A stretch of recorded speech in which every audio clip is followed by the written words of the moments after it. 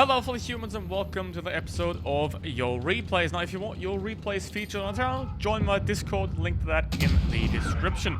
Today we're going to talk about the Italian Tanksters, the T9 and then the T8 specifically, because obviously they've been out for a couple of weeks now, so let's revisit them just about now.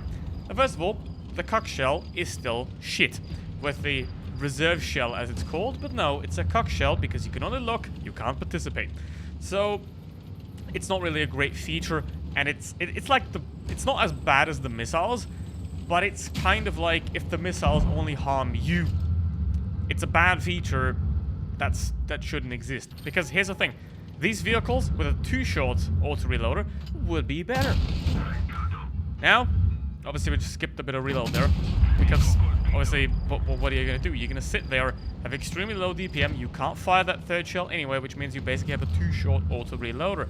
Now you got 450 alpha damage, which is fairly solid, especially for a tier 9. And if you want to put that down range, then you have to be very, very careful, because not only, for example, for the second shell, not only do you have 11 seconds reload on your shell, but you also have the interclip on top of that. And that is something that is very important to note about auto reloaders.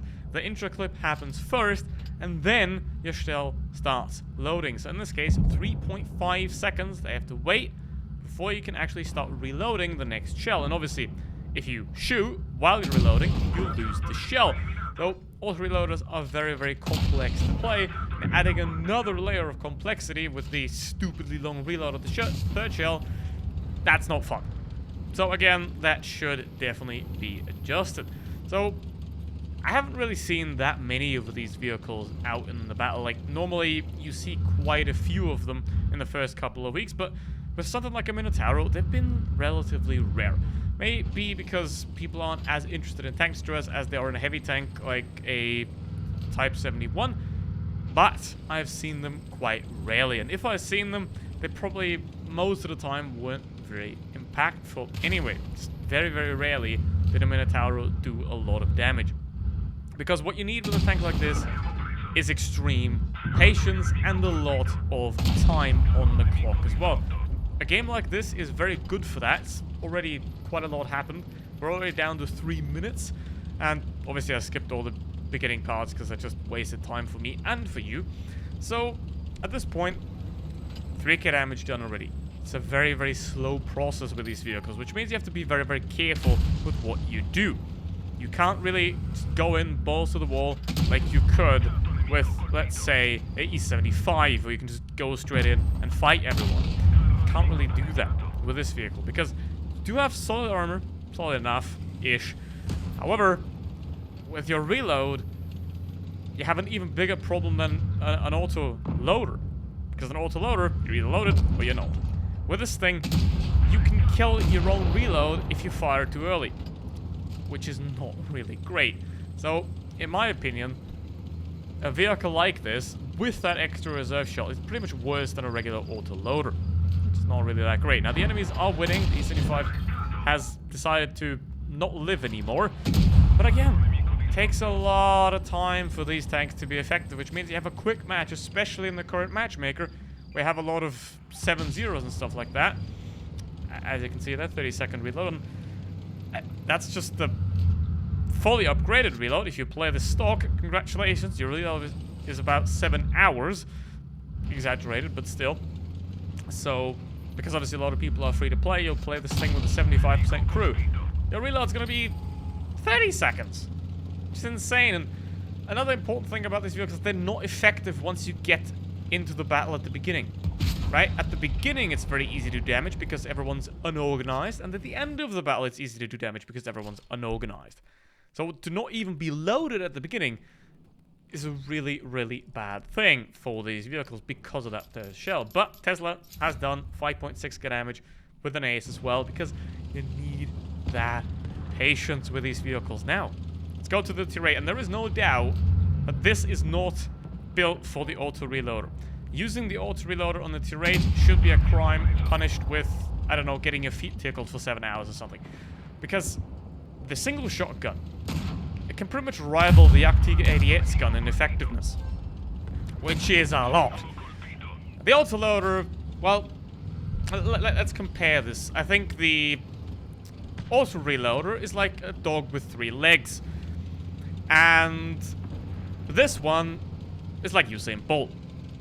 So, you know, I would definitely recommend that. Aim for Amorax, as Shmika's demonstrating right here. Aim for Amorax, it's very, very effective. And also use the single shot on the tier 8. That is the most important thing about this tech tree. On a tier 8, the tier 8 with the single shotgun is an absolute monster of a vehicle. I don't quite really understand the choice of a medkit here in the equipment, but sure, if you always lose your crew, then that might be effective, so not do that. And also, I don't think you can use adrenaline, so it does make sense. Now, I have no idea what the MX is doing. He's just not playing it really well. And you see, this gun, it's 410 alpha damage, but 8 seconds reload.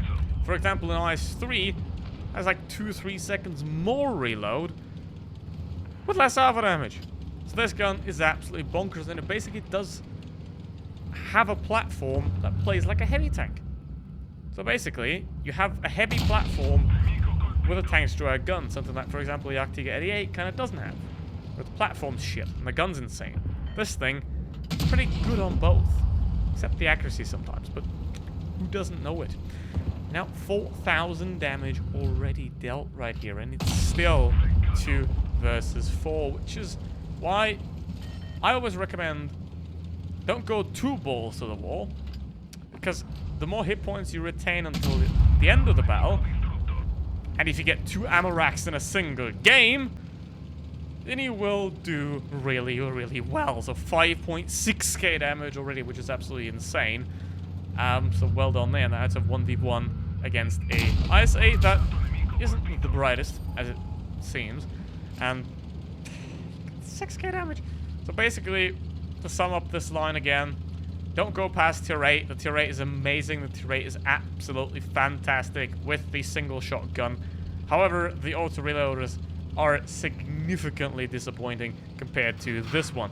What do they need? They need more traverse speed, and they do need removal of that horrible 3rd shell. Just take it away. Just make it a 2-shot auto reloader. It'll work way better.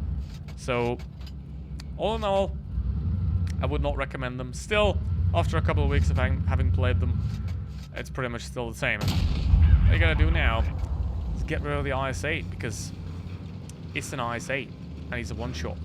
So, what do you think about the Italian tank destroyers? Have you gotten them by now? What do you think about them? Would you recommend them if you have them? Or do you say, absolutely not? Put it down in the comments. And just look at this game. 2 ammo racks, 6,000 damage in a tier 8. This tank is great. The tier 9 and 10 suck. Thank you for watching. Bye.